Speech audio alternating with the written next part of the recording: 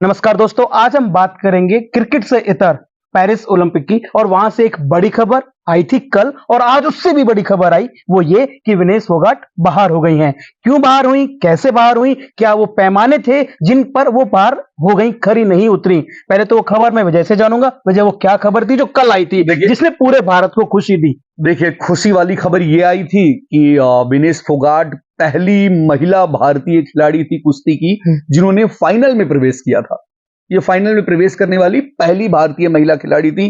किसी भी weight category की मैं बात कर लेता हूं, बड़ी खबर थी, बड़ी बात थी। हम ये मान के चले थे कि चलो एक मेडल अब तो कम से कम पक्का हो गया, ना गोल्ड से ही सिल्वर मिलेगा। लेकिन जैसा वो खेल रही थी अपने, कल 3 मुकाबले उनके दिन भर में रहे और तीनों मुकाबले जैसा उन्होंने खेला, वो मुकाबले ऐसे ही लग रहे थे। देखिए, सबसे पहले उन्होंने किसको हराया? जापान की उस खिलाड़ी को जो पिछले 82 मैचों से नहीं हारी थी, लगातार जीतती आ रही थी। अब जाके हराया, हारी भी कहां, ओलंपिक में हराया भी किसने? वो भारत की बेटी ने।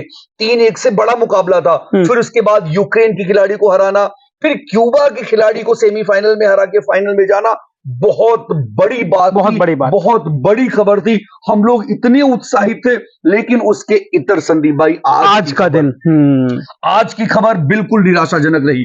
जब भी सुबह हम लोग ये सोच रहे थे कि अब ओलंपिक आज के दिन की शुरू होने वाली है, वही पहली खबर हमें ओलंपिक से जो मिली वो बेहद निराशा करने वाली थी। और मुझे लगता है कि अब पूरा भारत इस खबर को जानता ही है कि विनेश फोगाट के साथ हुआ क्या, आखिर क्यों। लेकिन मैं ये कहता हूं संदीप भाई कि विनेश फोगाट पे जो अब राजनीति, मैं ये कह रहा था विजय, हम इसको थोड़ा सा अलग कर देते हैं, राजनीति पे बिल्कुल भी नहीं आते हैं। नहीं, हम नहीं आएंगे उस चीज पे। मेरा मानना है कि देखो, ये सबको पता है कौन किसको ट्रोल कर रहा है, कैसे चीजें आगे बढ़ रही हैं, वो सब लेकिन दर्शकों को ये जानना जरूरी है संदीप भाई। बिल्कुल, जो आप कह रहे हैं, दर्शकों को ये जानना जरूरी है कि असलियत है क्या। यस, देखिए, आप राजनीति से इतर अगर अब इस चीज पे ध्यान देंगे कि क्या विनेश फोगाट के साथ बाहर हो जाना सही या गलत क्या है, तो मैं कहूंगा नियम क्या कहते हैं, नियम कहते हैं ये बिल्कुल सही हुआ है। मैं बड़े दुख के साथ इस बात को कह रहा हूं और एक्सेप्ट करना भी पड़ेगा। आप अगर खिलाड़ी हैं और आप अगर प्रशंसक हैं तो आपको जीत हार जो कुछ भी है, सही गलत, आपको एक्सेप्ट करना पड़ेगा। और एक्सेप्ट करने वाली बात यही है कि विनेश फोगाट बिल्कुल अपनी कैटेगरी, जिसमें वो 50 किलोग्राम वाली कैटेगरी में खेल रही थी, उससे बिल्कुल गलती हुई। गलती हुई कोचेस से, उनके गलती हुई सपोर्ट स्टाफ से, गलती हुई जो ट्रेनर था इनका, जो डाइटिशियन था इनका, गलती उन सब से हुई जिन्होंने अंतिम समय तक उस वेट को वो लोग कंट्रोल नहीं कर पाए।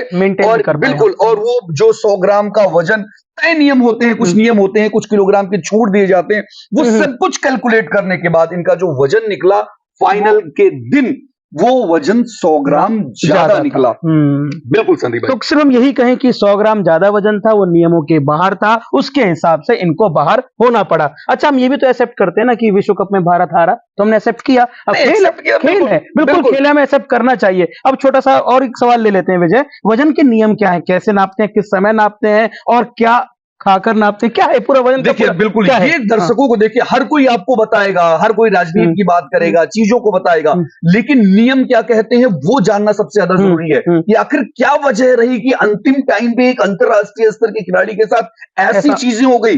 देखिए, जब रेसलिंग होती है ना, इसकी अलग अलग कैटेगरी होती है, 50 किलोग्राम, 53 किलोग्राम। देखिए, 53 किलोग्राम भार वर्ग में पहले ये खेलती थी, लेकिन उन्हें अपना वेट कम करके 50 किलोग्राम में खेलना ज्यादा उचित समझा, और 50 किलोग्राम में अच्छा करते हुए फाइनल में पहुंच ही गई थी। बिल्कुल, 50 किलोग्राम, 57 किलोग्राम, ऐसे बहुत कैटेगरीज हैं। और देखिए, पता है, बिल्कुल बिल्कुल। और सबसे अच्छी चीज, जब देखिए जितने ये वेट कैटेगरी वाले मैचेस होते हैं ना रेसलिंग के, वो 2 दिनों में आयोजित किए जाते हैं। एक दिन, यानी वेट कैटेगरी, कोई भी वेट कैटेगरी हो, ये 5-6 दिन टूर्नामेंट नहीं चलता है। ये आपके जो मैचेस होते हैं वो सिर्फ 2 दिन में खत्म किए जाते हैं। पहले दिन होता क्या है, पहले दिन आपके ज्यादा से ज्यादा सेमीफाइनल तक मैचेस हो सकते हैं, फाइनल तब भी अगले दिन जाएगा। और इन दोनों ही दिनों पे मैच शुरू होने से पहले खिलाड़ियों की वेट नापी जाती है और उसकी बाकायदा रिकॉर्डिंग होती है, कंप्यूटराइज्ड। उसमें बहुत सारे लोग होते हैं, आपके भी कोचेस होते हैं, सामने वाले टीम के भी कोचेस होते हैं, सपोर्ट स्टाफ होते हैं, और इसमें 30 मिनट दिया जाता है आपको। 30 मिनट, उस 30 मिनट के दौरान आप चाहे तो 60 बार वो वेट नापने वाली मशीन पे चढ़ उतर सकता है कोई भी खिलाड़ी। इस दौरान आपको सिर्फ पहनना क्या होता है, आप जो पहन के कपड़ा खेलेंगे मैच जाने के लिए वो पहन सकते हैं। लेकिन जब दूसरे दिन आपका वेट मापा जाता है तो आपको समय 15 मिनट देता है, हर खिलाड़ी को 15 मिनट मिलता है। उस 15 मिनट के दौरान आप चाहे जितनी बार उसके ऊपर जाएं चढ़ें। लेकिन हुआ क्या, पहले दिन विनेश फोगाट का वजन जो नियम कहते थे, नियम के अनुसार ठीक थे। उस दिन संदीप भाई हुआ क्या, जो मेरा अनुमान कहता है कि लगातार 3 मैचेस हुए, तीनों मैचेस में जो गैप रहा, उस गैप के दौरान खिलाड़ियों को एक डाइट दिया जाता है कि आपकी अगर लगातार मैचेस है तो आपको कुछ डाइट फॉलो करेंगे, आपको लेना पड़ेगा ये चीज। और उन्होंने लिया उस दौरान। देखिए, जब आप मैचेस खेलते हैं, डाइट्स लेते हैं, तो आपका वजन कई बार भाग जाता है।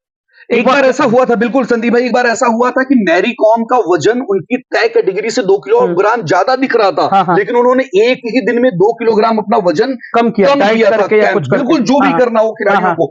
विनेश फोगाट को भी मौका मिला था कम करने के लिए, लेकिन तय समय में यानी रात में जब उनका वजन हुआ और जब फेडरेशन ने उनको सुबह, ओलंपिक एसोसिएशन ने मौका दिया कि आप सुबह तक इतना वजन कम कर लीजिए, वो नहीं कम कर पाई। उन्होंने कोशिश बहुत की, वजन नहीं कम पाई, और वजन नहीं कम कर पाने के कारण उनका वजन 100 ग्राम ज्यादा हुआ और टूर्नामेंट से बाहर हो गई। तो इतनी सी बात है, इसमें बहुत ज्यादा बोल्डर मिला के हम ये सोचने की बात है कि हमारे लिए अच्छी बात ये थी कि उन्होंने अच्छा खेला, खिलाड़ी की तरह उन्होंने बहुत अच्छा खेला। लेकिन ये नियम है, नियमों के अनुसार हर खिलाड़ी को चलना होता है और हमें ये समझना होगा, आपको भी ये समझना होगा। वीडियो को अंत तक देखने के लिए बहुत बहुत शुक्रिया।